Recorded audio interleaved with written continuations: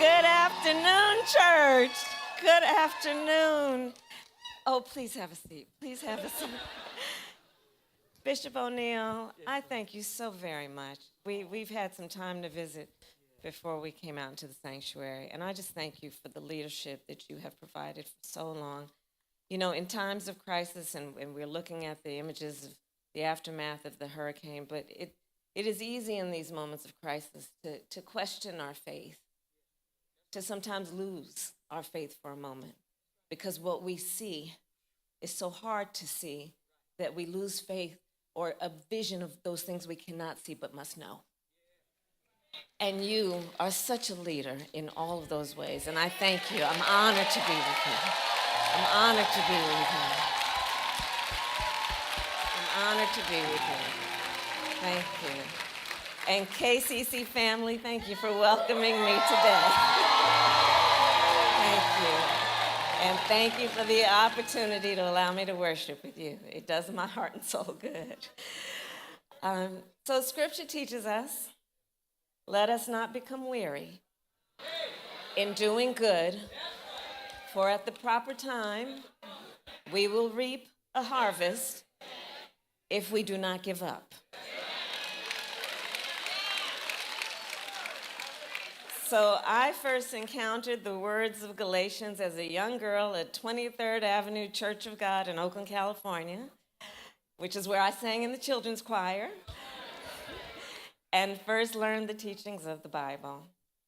My earliest memories of those teachings are about a loving God, a God who asks us to speak up for those who cannot speak for themselves, to defend the rights of the poor and the needy. And so at an early age, I learned that faith is a verb. It is something we show in action and in service. And we show it by heeding the words of my pastor, who Bishop spoke with yesterday, Reverend Dr. Amos C. Brown, who often invokes the words that we all know. One must do justice, love mercy, and walk humbly with our God.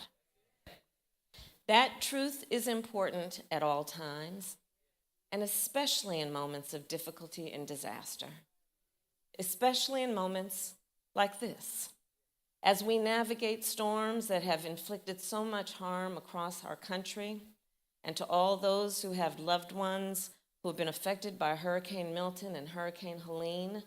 Doug and I, my husband, are holding all of you close in our hearts and in our prayers. And we are thinking of everyone who has been affected by these storms.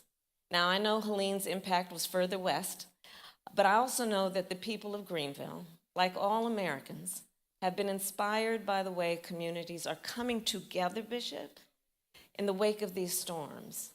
Amid ruined homes, downed power lines, swollen rivers that have been choked with debris, we have seen children rescued by neighbors in a kayak. We have seen those who have lost everything gathering donations for others. You know, it's been my experience to see that in a moment of crisis. Isn't it something when you know that often it is the people who have the least give the most, right? Moments of crisis, I believe, do have a way of revealing the heroes among us, the angels among us, and of showing us all the best of who we are.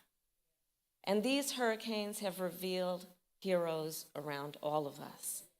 Heroes who do not ask the injured or stranded, whether they are a Republican or a Democrat, but who simply ask, are you okay? Who ask, what can I do to help?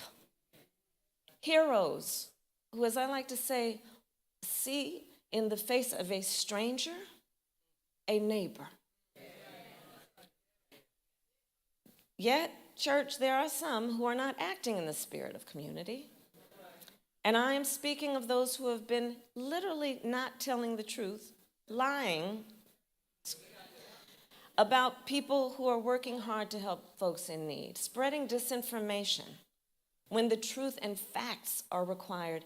And the problem with this beyond the obvious is it's making it harder then to get people life-saving information if they're led to believe they cannot trust.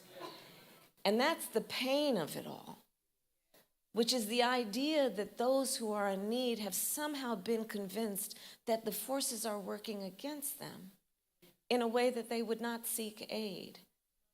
And let's let that sink in for a moment. Right now, fellow Americans are experiencing some of the most difficult moments in their lives.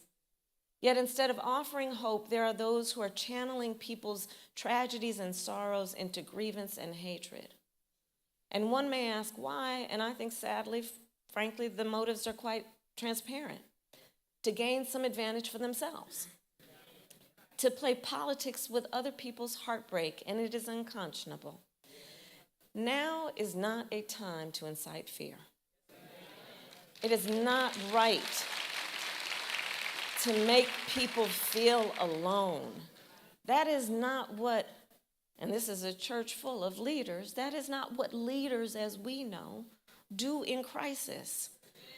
Now is a time to bring folks together, to come together, to be there for one another, and follow the example of all of the heroes all around us. And now is the time to live up to the fundamental values that reflect our nation at its best. The values of compassion and community and honesty and decency. The values that define the people of Greenville, the people of North Carolina, and the people like a fellow who I met recently. His name is Eddie Hunnell. And I'm going to tell you a quick story about Eddie Hunnell. So I met him in Charlotte the other week. He was visiting Grassy Creek for his son's wedding when he saw a woman in the raging floodwaters. First, he tried to rescue her by canoe. When that didn't work, this man, a perfect stranger, he's watching, he jumped in the river and pulled her ashore. And when I talked with Eddie about his act of courage, here's what he said to me. He said, well, I didn't feel I had a choice. But of course he had a choice. Of course he had a choice. But his choice was to take a risk for the sake of another. Didn't even reflect on the risk he might have been taking, right? His choice was to follow his conscience. His choice was, in the words of Isaiah, to be a refuge for the needy in their distress. He chose to remember that we are all in this together. And if that is true during a terrible storm, it is also true when the storm passes. It is true in our everyday lives. When Paul wrote his letter to the church in Galatia, he knew folks might feel the weight of the burden of doing good, that they may feel a temptation to turn away from others in their time of need, to believe, what does it matter? But Paul reminded them and us that God calls us not to become weary of doing good. Because we each have the power. God tells us this. The power, each one of us, to make a difference. And that tells us that the measure of our strength will be clear when we see what we can do to lift other people up.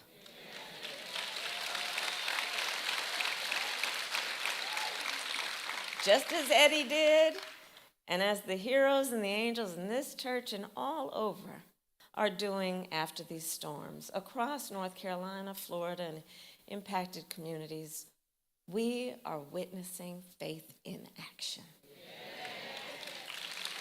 So I close with this. Let us continue to look in the face of a stranger and see a neighbor. Let us recognize that when we shine the light in moments of darkness, it will guide our feet onto the path of peace. And let us always remember that while weeping may endure for a night, joy cometh in the morning. Thank you. May God bless you, and God bless the United States of America. Thank you, church.